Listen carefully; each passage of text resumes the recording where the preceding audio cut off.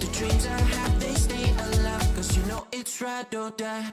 I've been dreaming, maybe I'm sleeping, losing my teeth, maybe I'm flying for no reason.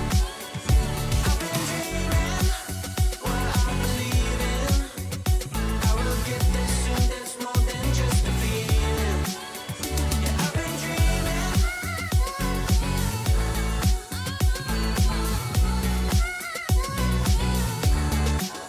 Watching the bands, working the weekends, thinking about how I remember all these feelings. Right in this moment, I'm making no man. Writing all this down, won't stop until I own it. Always turn to second guess, weighs heavy on my chest. But the dreams I have, they stay alive. Cause you know it's ride or die. I've been dreaming, maybe I'm sleeping, losing my teeth, maybe I'm flying for no reason. I've been dreaming, what I believe in. I will get there soon, there's more than just a feeling. Yeah, I've been dreaming.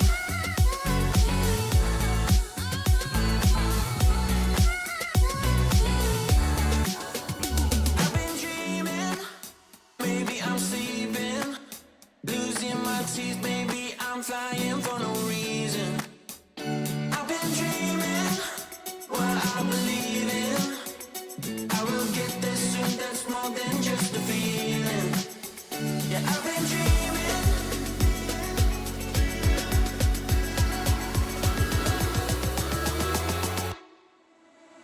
I've been dreaming, maybe I'm sleeping, losing my teeth, maybe I'm flying for no reason. I've been dreaming, what I believe in. I will get there soon, there's more than just a feeling. Yeah, I've been dreaming.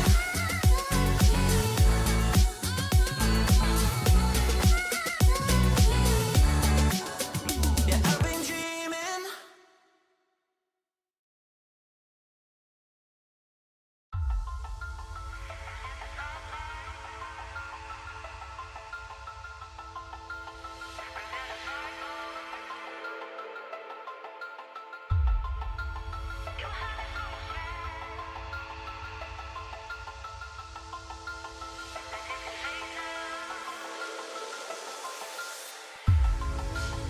You live the dark life till someone shone a light.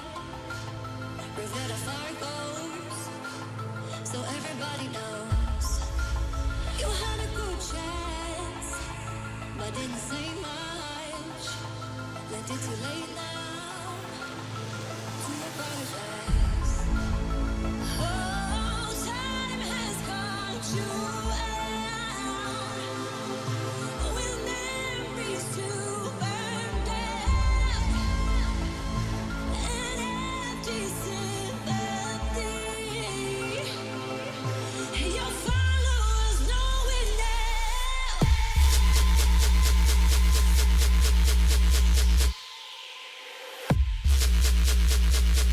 Your followers know it now.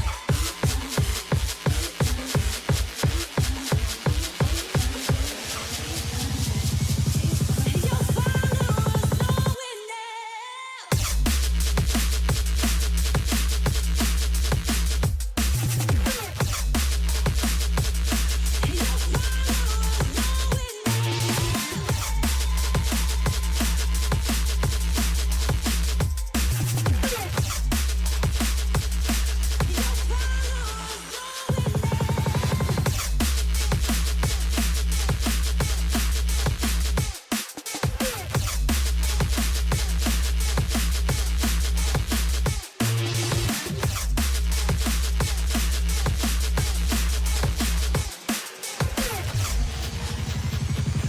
Your followers know it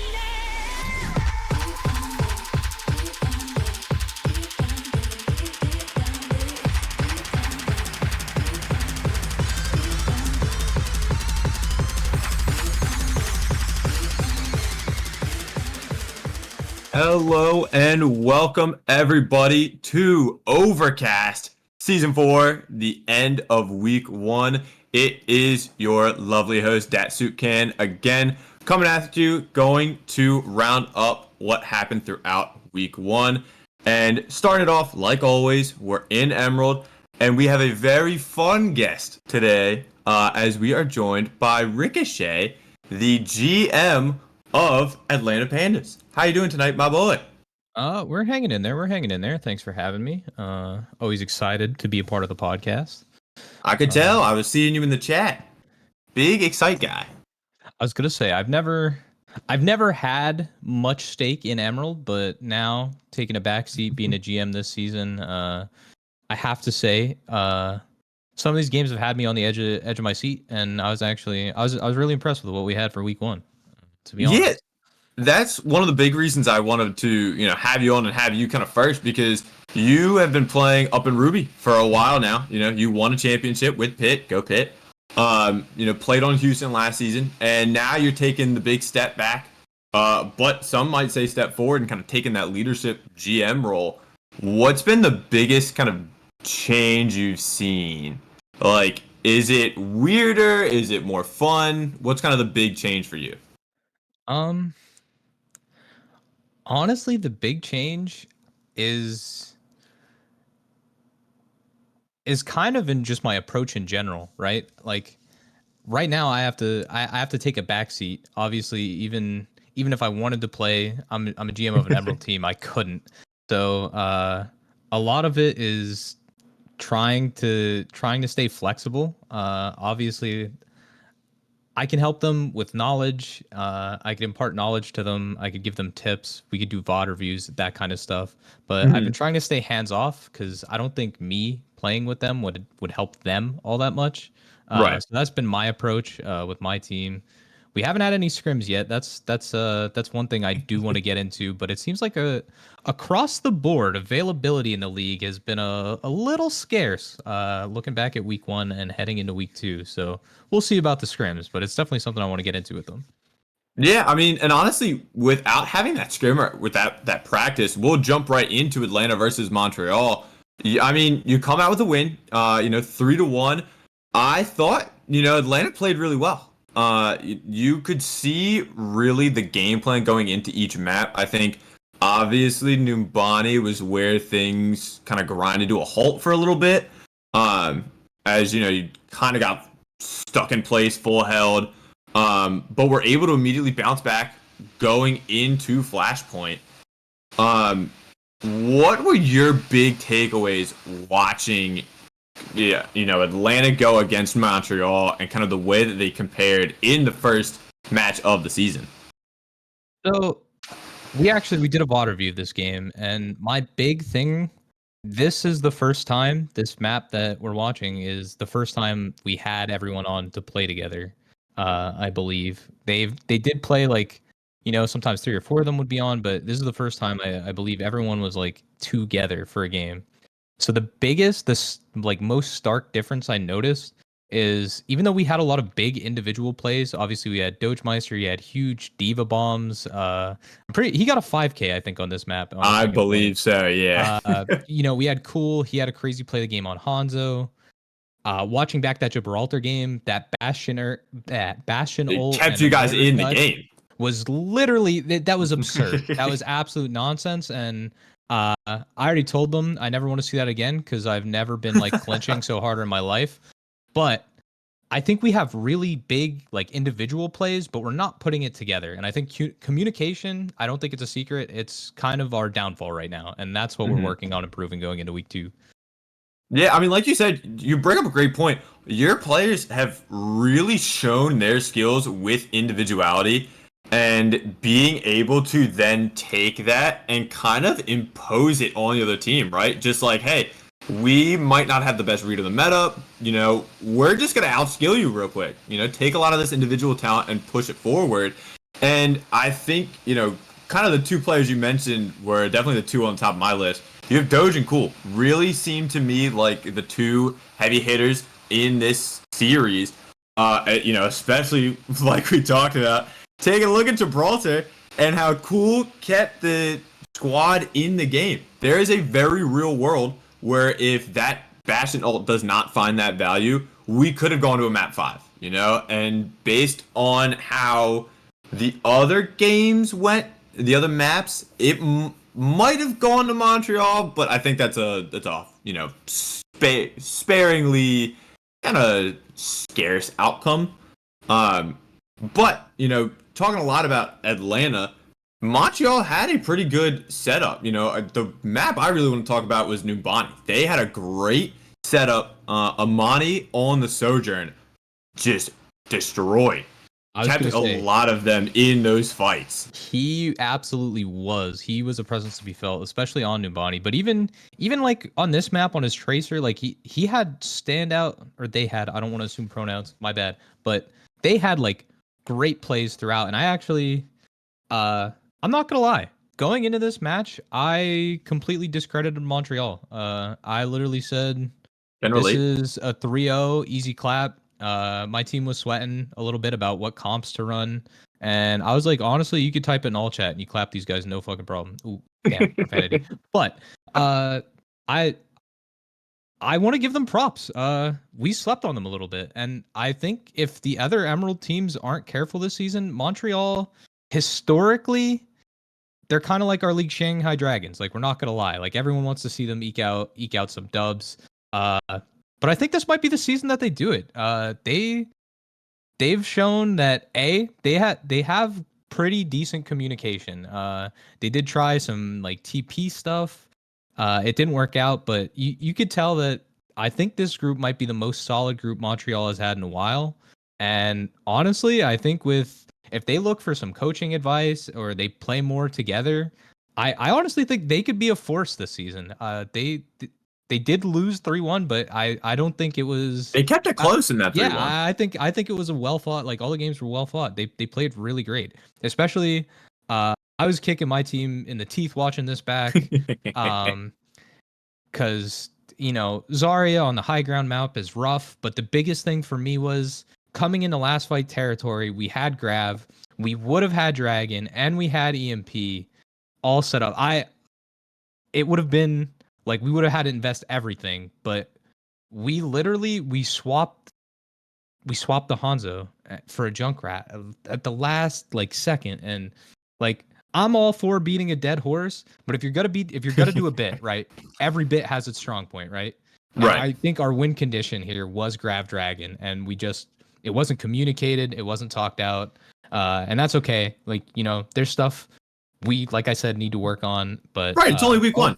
yeah, overall I can't be disappointed with the way either of these teams played this week. It was absolutely a great showing. Oh my God, yeah. And, you know, huge props to both teams. You brought it up. Montreal still kind of looking for that elusive win. I think this is the season, especially when we talk about, you know, some teams later on. Um, but, you know, with the overall end of Atlanta Montreal going 3-1 in the favor of Atlanta, personally, you know, out of the kind of players we talk about, I would have to say my standout player probably was Cool. You know, I think Cool and Doge definitely were the top 2 hitters. I think Cool really was the one opening up a lot of the fights. And then the thing that we keep talking about, the clutch to keep them in the series. You know, in Gibraltar, right before point 2 is going in, you see overtime burning down. Boom. Cool takes out 2 of the Bastion ult, keeps the series alive, and ends up helping them to snowball that in later. So for me, player of the match definitely would have to go to Cool.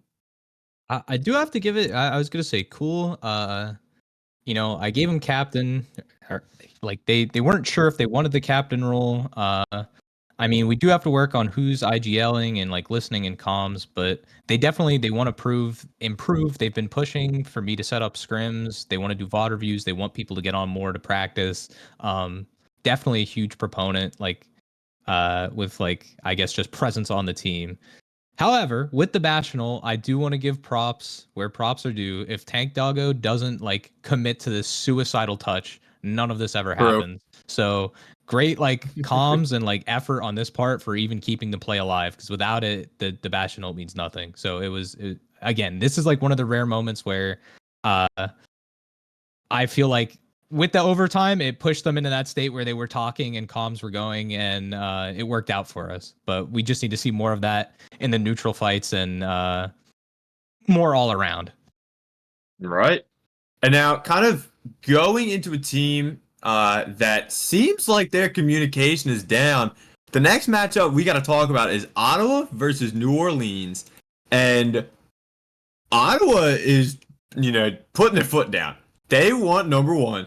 And we could see it. Kings Row, the dive that they brought out was insane. I mean, the just pure cohesion between the communication, knowing who and when to jump on, going through. Kings Row alone, I think, kind of told the story of that series. But Ottawa kind of came in and really just stomped. Yeah, no, I don't think there's a better way to put it. This was an absolute clinic. Their coordination, like on what targets to go on, and that they actually, like 9 times out of 10, they literally do have at least 4 people shooting at the same thing. The Genji goes in and just gets dash resets. Chris is doing his thing. He's balling out on Monkey. They know when to back up. Even traditionally, I've never seen Biscuit play anything but Ana. He had a pretty. It was a surprise to see Lucio, right? I mean, Ana is terrible this season, in my opinion. Very true. I just, in instances where you can make her work, I think you're playing for Nano and you're playing with almost the utmost understanding that you're probably going to die. So you're trying to get as much value as you can before that happens. But if you're not just like playing off Nano, like tempo Nano fights, then there's no reason to run the Ana. I think the Lucio here was the better pick, and he was clean with it. He was clean with it. He definitely was. I definitely agree. I mean, just the pure, just one step. All right, here's who we're looking for this fight. You ready? Tracer, Genji, go in, bring in Monkey for the space, and just the ability to clearly see a defined game plan go throughout. It was just immaculate. They knew exactly who to go for, when to go for them. A couple times, New Orleans managed to step up. They had a couple of great moments. Koi on the DPS, started to have some streaks, especially when they got to Flashpoint as well. But I think at that point in the series, it just kind of felt over. Yeah, and I don't want to discredit New Orleans at all here. I think that we're outmatched in the communications department, and I think the meta, honestly, right now, a lot of like your Tracers, your Genjis, Moira, Lucio, Monkey, I think he's a little more map dependent. But when you're playing with the level of communication, it seems they are. Monkey just works, but I think you really do start to see. And don't get me wrong, I don't want to discredit Ottawa at all. They put up a clinic. But I think you do start to see the cracks in their team cohesion when Chris isn't on that Monkey. That comfort pick, right? I was going to say on the control point, there was I don't know if they took a round or if it was just some team fights there where New Orleans did kind of like find the cracks, especially when they forced like some of those dive characters like out of style. I think Kamani was on BAP for a while, and then they forced the swap back to Moira. So I think with meta swaps, like with this patch coming up, depending on like what we see being played more, you might see some more cracks in Ottawa. But honestly, it was this week one. I know we're not doing power rankings just yet, but I definitely think Ottawa is the top contender in Emerald right now. No questions asked. I mean, honestly, I think a lot of people would agree, I myself included. We will talk a bit more about that once power rankings happen, but Ottawa definitely, taking this win and really just showing what they can do in Emerald. Now, in terms of both these teams are going ahead, 3-1 to Ottawa. Player of the match for me, Frosty. I think the entire team really was a cohesive unit working together around the map. Again, Kings Row was surgical.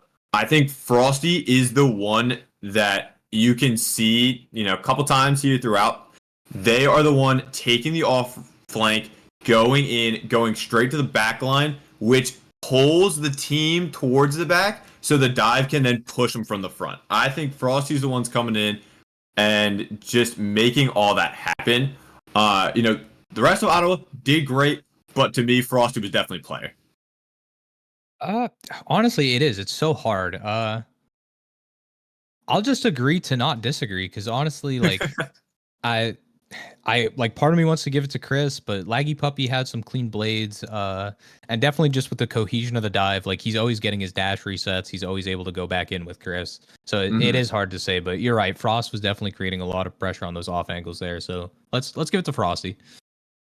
Sounds good. And now the last Emerald match that didn't happen. Unfortunately, Dallas and Washington did not get to play.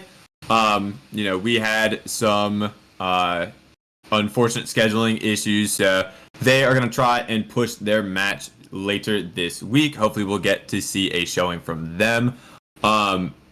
Just off the cut of, seeing some of these players on these rosters, do you have an inclination of who wins that game?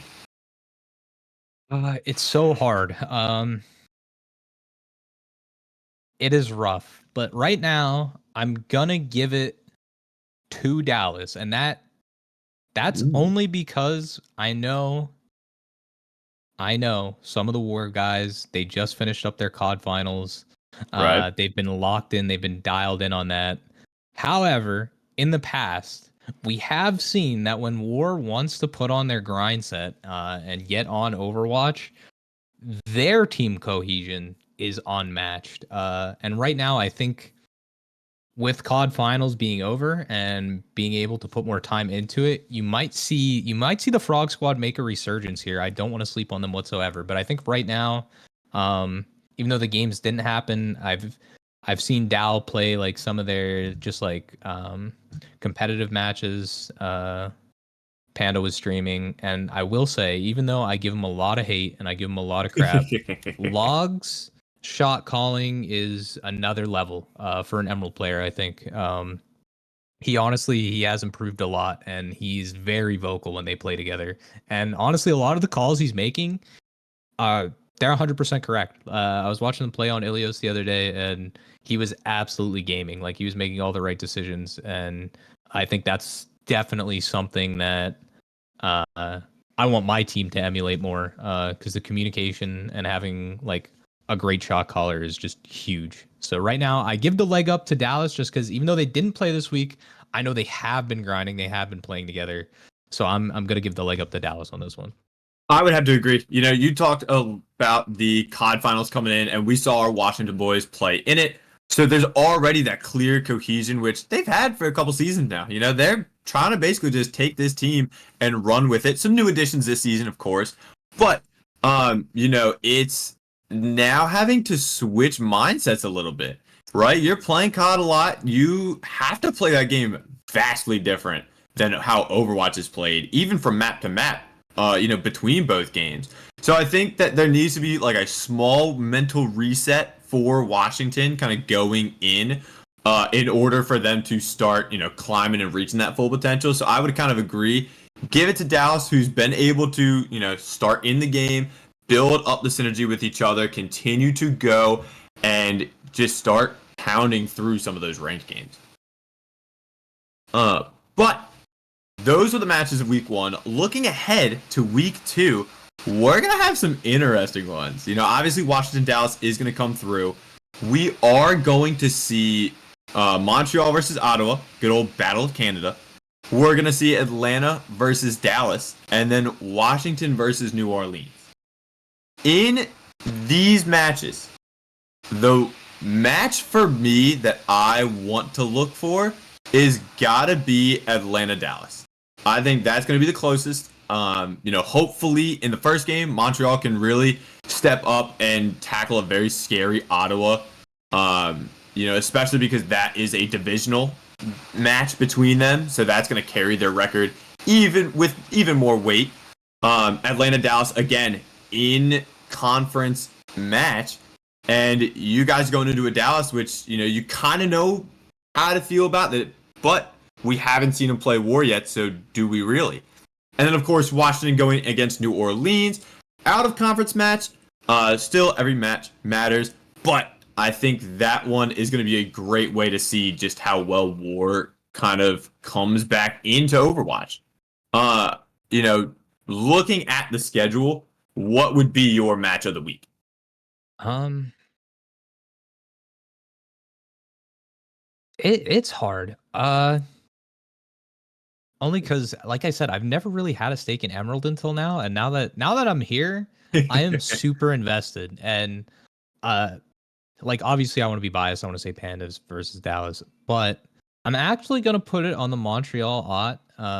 Only Ooh. because we got a balance patch coming out tomorrow. I want to see how they fare on the new Oh, balance wait, that's patch. tomorrow? Yeah, Tuesdays, man. We update on Tuesdays, baby. I forgot tonight was Monday. That's crazy. Life Weaver's so And back. we got like I was blown away with how well Montreal played. I thought they were gonna fall over, and I don't know how much they've been playing this week, but if they've been getting in practices together, I am so stoked to watch like Amane and Sue. Honestly, like he was on support, but Sue was absolutely fragging out of his friggin' mind when he could. Um, and I want to see how they put it together. Because I think they could be more threatening than we've seen Montreal in a long time. So I kind of want to see that game. I'm not gonna lie.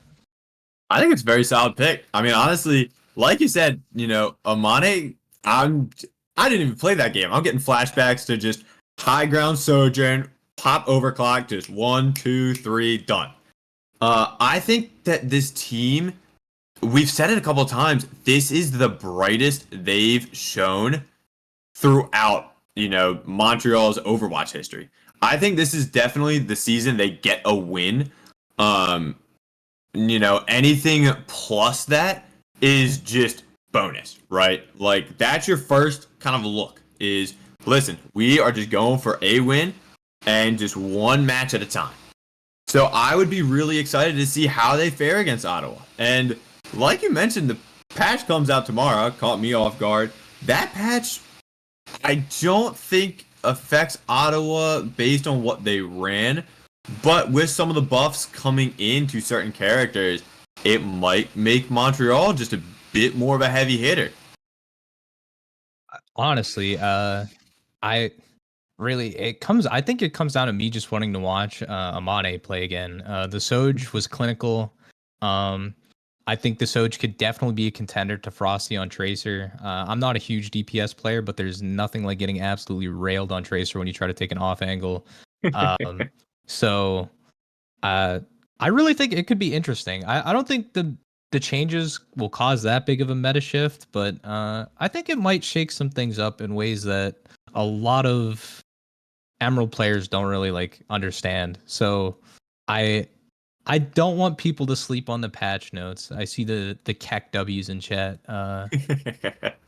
I I wouldn't sleep on it just yet. That's all I'm gonna say.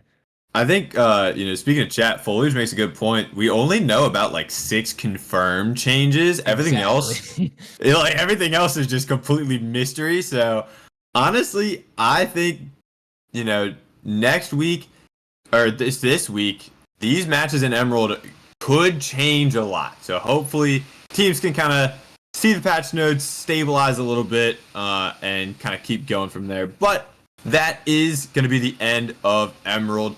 Ricochet, thank you again for coming in and sharing your vast knowledge. Any words before you take the back seat, my boy?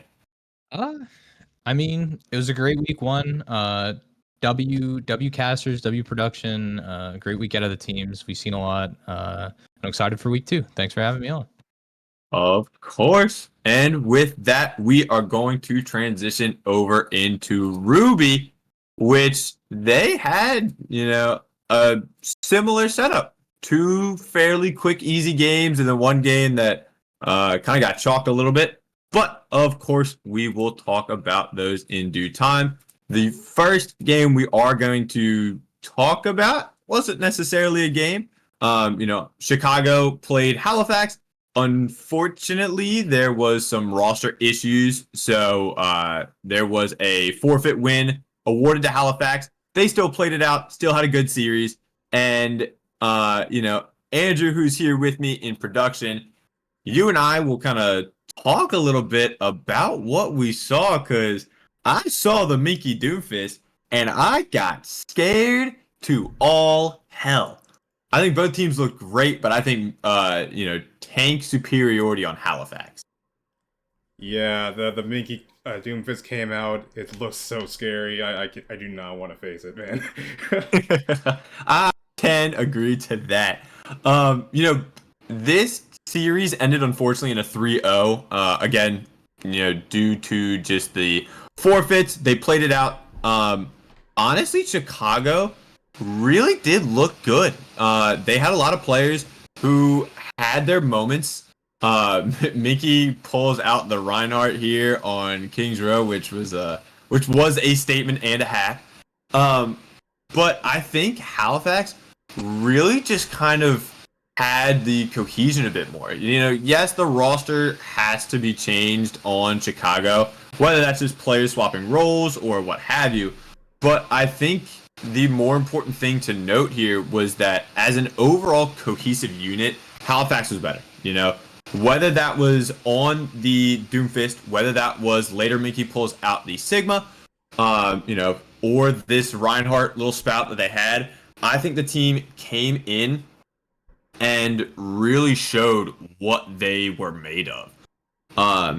In this, I kind of want to take it, Andrew, between the three maps, which do you think was Chicago's best? It's hard to say.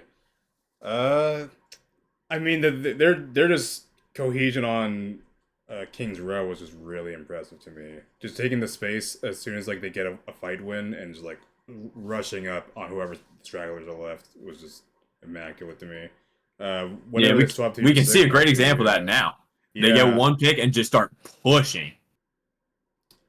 Yeah, I think they were losing this fight specifically, but otherwise, when they were taking the space, it was really strong. No, Chicago won that fight. They came in, took one pick, and just started rolling through. Mm-hmm. But, taking a look now, between what's about to happen is the Tracer backline. There was a lot of dueling between Tracers. Veritas, I'm gonna mess that name up, and I apologize. They were doing a great job at just harassing the backline, but this player here, Nezanume, was outstanding on the just anti-dive, fully just doing the perfect combination of making sure the team is kept alive, healed properly, but also watching for the flankers. Making sure that if anybody's out of position, their head is gone. I think off screen, she's about to just dome the opposing Tracer here again in a couple seconds. But honestly, I think that, there it is. Between these, teams and between this season so far, we've talked a lot about tanks. We talked a lot about DPS. The supports are extremely valuable as well, because like we talked about, Nezanume just is so good at helping to secure kills and then secure fights just by existing, threatening more damage onto the other team or threatening to keep everybody kind of within that same rush style with, a Kitsune rush with a well-placed Suzu. I think she specifically, to me, was definitely my player of the match, and just overall did a great job kind of working with the team. Yeah, definitely. The cohesion from them was very strong. Whenever they came in to dive from an off angle, Nezumi just shut them down, didn't even let them get close. It was really impressive to me. It was impressive. What was not as impressive, unfortunately, was Pittsburgh going against Houston Flame. This was a team that I would like for the record to stay that in the preseason podcast, there were 4 of us, and I was outvoted. I wanted Pittsburgh to not be top of the power rankings, but I'm blaming Minky and Nezanume. But that's all good. As Houston came and the power of yelling Adbon really comes through. Uh, I mean, they came in with a clear goal. Unfortunately, JD had to play the Doomfist.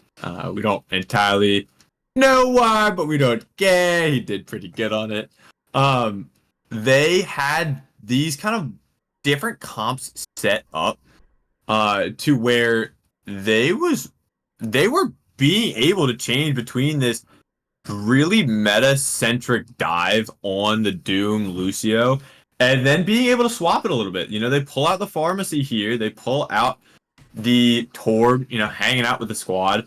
Adbon swaps around a little bit later to get some Sombra play, get some Sojourn play. They were really able to show a lot of different looks, which I think was very good for them.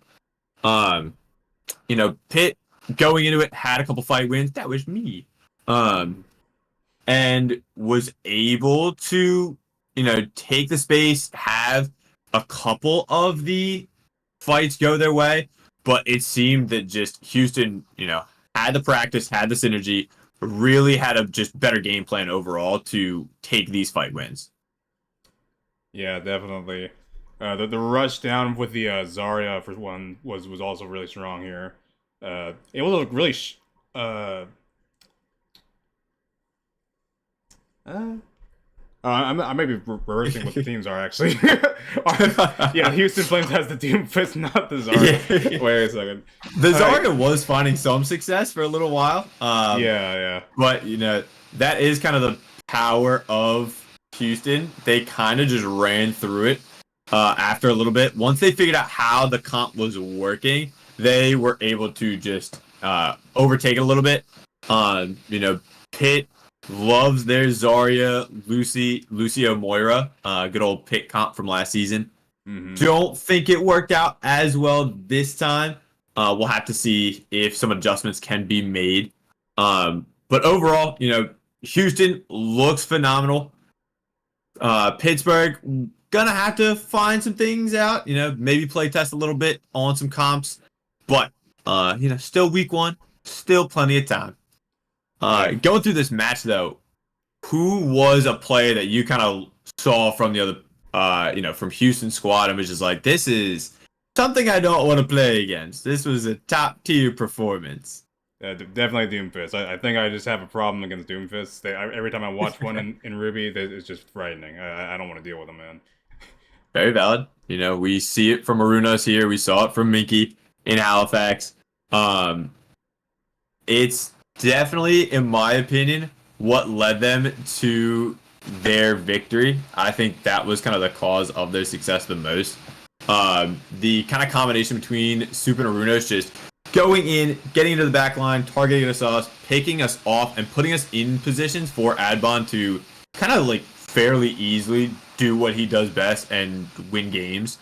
I think it was really just this Lucio Doom that kind of set a lot of that tempo and a lot of the standards for how these fights were going. So my player of the match would definitely have to be Arunos on this Doomfist. Yeah, I have to agree. But Houston and my Pittsburgh woes down the drain. The last Ruby match that we saw this week was, in fact, the Philadelphia Plague versus the San Diego Armada. And this one was, again, an unfortunate roll. Philly kind of went in, and we really saw the power that is in this roster.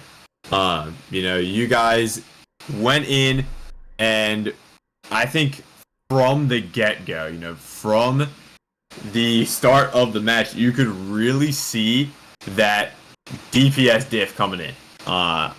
Foliage and Choco have, throughout the past couple seasons, shown why they are such heavy hitters, and this is no exception. Again, coming in, really just showing a team that was not ready. Hey, you cannot sleep on Philly, or else they will run through you.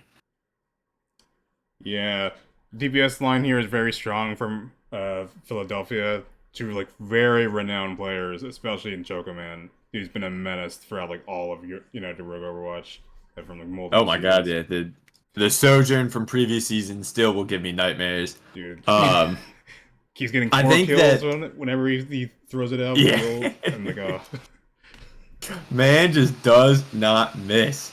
That being said, San Diego had their moments where their players really did look strong. Kind of similar to what we mentioned earlier about Atlanta. Some stronger players. The difference I would say is that uh, San Diego just needs a little bit more time to build some of that synergy, build some of that cohesion, able to figure out when certain fights are working and when certain fights are not. I think there's also some compositional changes that might need to swap. Personally, as much as I, think it's funny to talk about Lifeweaver, don't think it's a strong pick. I think they brought that out several times. If we look at, the map going right now, that roster would love a Lucio. You would love to be able to rush in, wall off you on tank, wall away foliage on the Sojourn maybe, and just get in and play a little bit more kind of brawly. Play a little bit more of this rush. Not necessarily just kind of stand back and wait as, something like what we see time and time again is the DPS from Philly will go in. So, I think San Diego has a lot of good pieces. They just needed to, shore them up a little bit, work on some timings and things, work on a little bit of that synergy. And I think they could, start to punch above their weight class. Hmm. Yeah, the coordination, if it just gets a little bit more polished, they'll definitely be like a huge threat in a Ruby here. Uh, I think that we just had for us on our side, we had like a good game plan we just kind of stuck to and like kind of followed through with. Whenever Mm-hmm. there was a call for someone to pick off, we just all decided to like just jump on them. If it was either someone in the back or someone like right in front of us, we would just try to just annihilate them from the play. The power of good comps. Yeah. Um, and for you guys, you don't have to worry about going San Diego anymore. We only play teams out of conference one time, and then in conference teams, you got to play them twice. So your San Diego run through, unless playoffs come and they're hanging out, you guys don't have to worry about them anymore. But what other teams will have to worry about is this player of the match. Choco, for me, just did it. I think Foliage did a really good job of also setting up a lot of these fights. I think you on the tank made huge space and really put your foot down in that tank fight. Your sports also had a very good understanding of where they needed to be when they needed to be. But I think you just go over it again and just see Choco really putting in work on the different characters that he played throughout. Yeah, Chogoman really able to take those off angles and just really disrupt in the back line, and also able to like follow up on any picks that we're going for near the front if we're trying to close in on the person. And I tried my best to keep space and do what I can for the rest of the team there, and it is just all the pieces came together for it.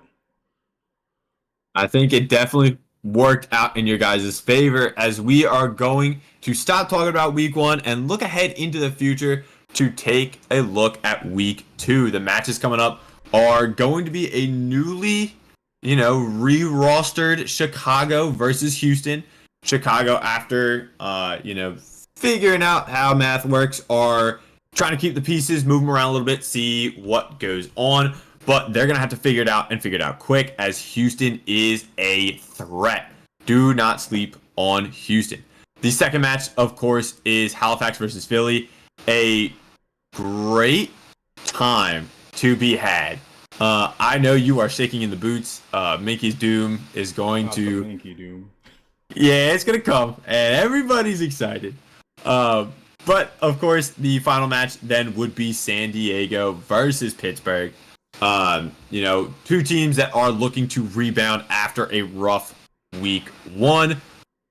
I know we are both players in this, Ruby League. What is your match of the week? It's gonna be interesting. I want to see how Chicago and Houston goes because th- Houston had like a really strong showing, I think, for the week one. and I'm curious how those two teams will kind of clash with each other for this week. Yeah, honestly, I kind of agree. I'm really excited to see the Chicago-Houston matchup, but personally, I'm also very excited for Halifax-Philly. It's an in-conference match, which obviously helps Pitt, not biased at all. But also, I think right now, these are the two teams, to beat. I think Houston definitely has got to be up in that top three.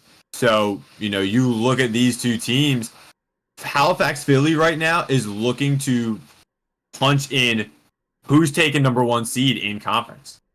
And I think between the players on there, it'll be an absolute just banger of a match. I'm very excited for Halifax. Yeah, I'm excited too. Just not as excited for the Doom. Very If it valid. happens. And honestly, I think it might. Minky is no stranger to Doom. We saw it a little bit last season, and we're seeing the return of it now in this season. But one thing that we haven't seen so far is going to be our power rankings going into week 2. And, definitely think that there are some changes from previous week. Starting off on Emerald, going through the teams. Personally, I would have to say New Orleans, unfortunately, didn't really get the job done. They're still looking to kind of figure out where things set. So I would have to say New Orleans hanging out at the bottom. Fifth place is where a toss-up could happen. I really like the idea of, Washington in the bottom. Washington at 5, I think, really sits well based on how we saw the other teams play this week. But that also scares me because every time we sleep on Washington, they come out and pound. So Emerald League. We might be enabling them by doing this. This might be what then it makes them in the top 2 teams once again. Just Right. That's why I'm a little scared. Emerald teams beware. But now we get to 4th place, and honestly, I think we see Dallas come in. It's the unfortunate part of they didn't get to play. We don't really see how their squad stacks up against the rest. I think they can, overtake the bottom teams of Washington and New Orleans. Yes, I do think that, against New Orleans, they can probably take it out. Against Washington, I say that they win that a majority of the time as of right now. But I think Dallas sits at, that solid 4th spot. Yeah, so similar to Ward, just not really getting to see them this week. We can't get a very clear picture of how they'll do against all the other teams. But we do get to have that slight inside knowledge about their comms and the coordination that they've been practicing. Because we know they've been practicing and that they've been playing, and it should be showing up as the result of the fruits of their labor here in the matches upcoming. This is true. But one team that we did get to see the fruits of their labor, I'm putting Montreal in 3. I think Montreal sitting in 3rd, they really showed up. Like I said earlier, there was a legitimate world in which we could have seen map 5 in Atlanta, Montreal. We could have even seen a Montreal win. And honestly, I think that it comes in and puts them at a strong enough position for a 3rd place argument. Yeah, I have to agree. Their showing against Atlanta for week 1 was actually really impressive. If they just clean up with the coordination and executing on their plans, that's going to be a really strong team, I think. Now it comes to the top 2. Last week for the preseason, we had these 2 teams. It's Atlanta and Ottawa. This week, I think based off what we saw, we definitely know Atlanta's 2nd. They had a great showing against Montreal. They are still a great squad. We heard Ricochet earlier. Got a lot of big plans for the team. But I think we just saw how strong Ottawa is going into their match. I mean, they put on a show. This was against New Orleans, who we currently have at 6 right now. Who's to say they have that same success against one of these upper level teams like Atlanta, like potentially Montreal, Dallas? I think that needs to be said. But for what we did see, Ottawa just came in swinging. Yeah, they're very, very strong showing for their week one. An impressive sweep, an impressive showing on like their game plan, their attacks, all like the high ground usage they had, their like coordinated dives on like everyone from the other team, the off angles they were taking, like it was just immaculate from like all across the board. Right? I mean, they really did show up in that match. Hopefully, they can do it again against Montreal in this upcoming week. But that is the Emerald Power Rankings. Moving over to Ruby Power Rankings. And number 6, I think we unfortunately have to put San Diego. Out of the teams, I think that they were the one that just looked the most lost compared to everybody. They had to go against a tough opponent in Philadelphia. The Plague are, no strangers of being a top team. But I think San Diego right now is going to have to try and figure some stuff out before they can really put their foot on the gas pedal. Yeah, I have to agree. Once again, they get that coordination down and like that team sense of what they're going to do when they execute on something, that they're going to be a lot stronger. But here, they just didn't have that coordination down yet. So then going into 5, this is where, things get a little tricky. I think Chicago has to go here just because of, we saw them play fairly well against Halifax. Now that people have to swap roles and, people are getting moved around, are they going to have that same punching power? Are they going to falter a little bit? Especially going against a team like Houston, who is not going to just stand and wait for you to figure your stuff out. They're just going to run you over and not think twice. So I think Chicago really needs to, have some plan going into it and really make sure all the kinks are ironed out. For sure. Talking about 4th place now, this is where the Phantoms unfortunately will go for me. A similar situation to the other two teams. Showed up, had some strong showings, just got kind of pushed around, got bullied. We mentioned earlier the Zarya really had some success. The Kings Row was starting to look a bit even, but I think that, we as a team just need to kind of get a little bit more of that practice in, get a little bit more of that fight in, and see how the rest of this season goes, and especially as tomorrow has those balance changes. Maybe that works in our favor. Recon is a big Ana fan. I like to joke that I'm a big Life Weaver fan, so maybe it could come. We might see it. But I think that would definitely leave Phantoms in 4th place. Yeah. Maybe the buff gets some crazy stuff to Zarya, and then she becomes a menace again, just like earlier in the Overwatch 2's early days. Or We're bringing back the pit comp. Oh no. I don't need to deal with that beam. The thing was too strong. Listen, it's coming. You just gotta wait a little bit. I don't know. But here we have the top 3 of Halifax, Houston, Plague, and honestly, I think that Halifax goes in 3. I loved watching that team go in and go against Chicago. I personally think the other 2 teams in Philly and then Houston would go through and just destroy. I think, we mentioned earlier, Miki Nezume did great. Some of the players that didn't get some recognition earlier, Walrus was great on the Lucio, positioning the rest of the team where they needed to be. And their DPS line of Jay Swessler and Boy Wonder did very good.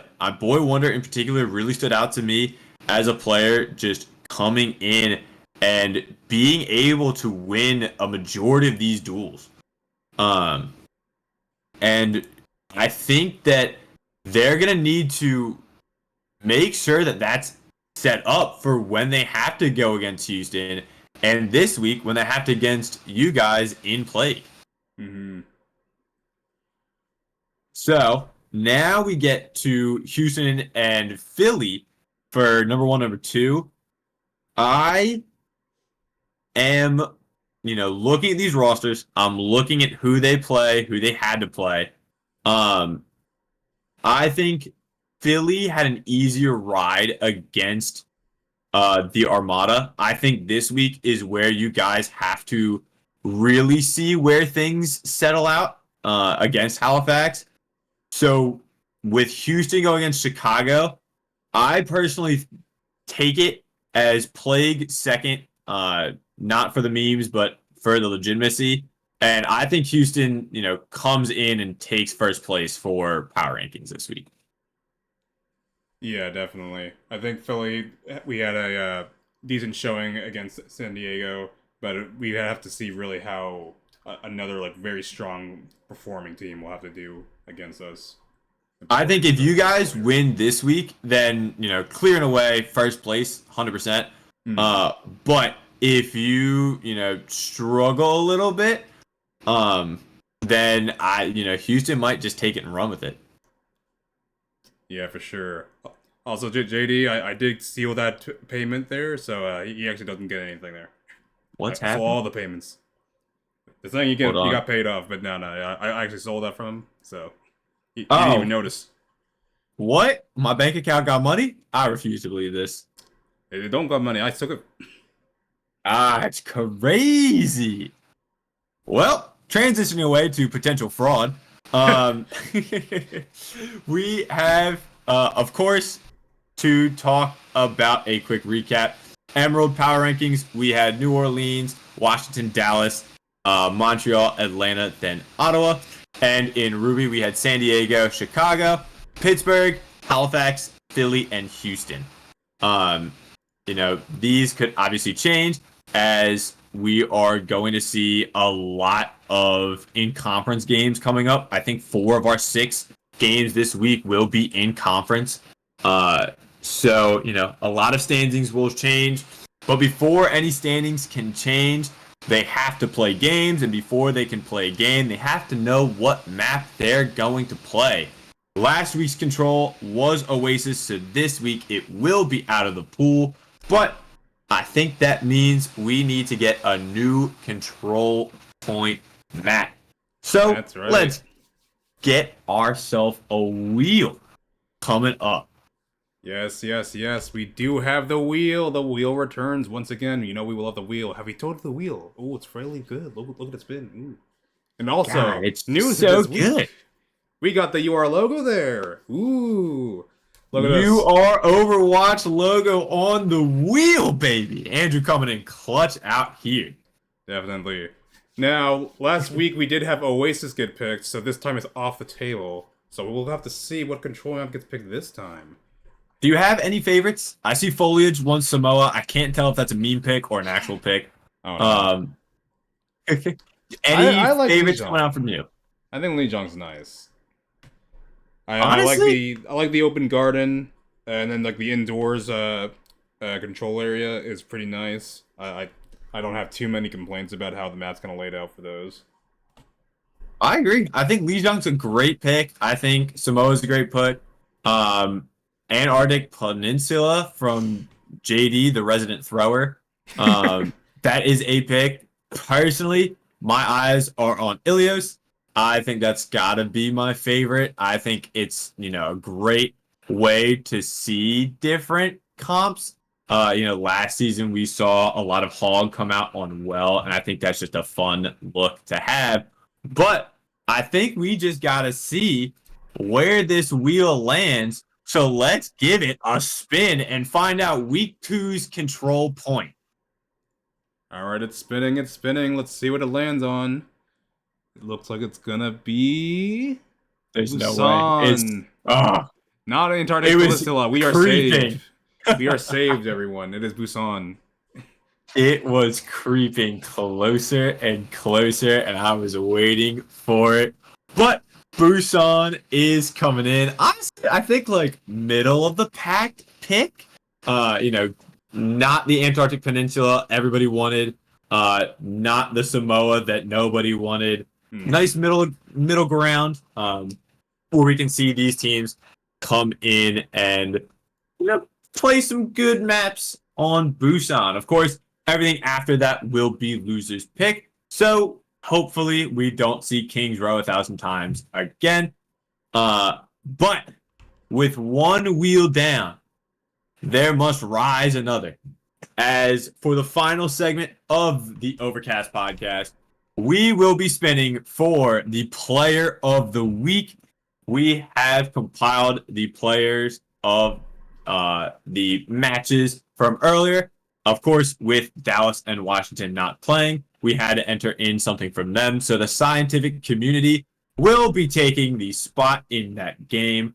Otherwise, of course, we have Cool, Frosty, Nezuyumi, Choco, and Adbon from their respective games. Honestly, I think all of these players are deserving, but I have a personal bias towards the scientific community. I've now also realized that I typed Adbon but wanted Arunas. We said Arunas earlier, so that is my fault. I am a dirty liar. So we will quickly change that on the wheel. And then get a good spin. Don't tap into this. Yeah, yes. There. Oh, ooh, it changed. Beautiful. And again, my fault. I had a list earlier, sent it, and then just fully blanked out. But we've got 6 options. We are going to get in a wheel spin. Let's see who our player of the week is. And for season 4, week 1, it is gonna be Nezuyumi.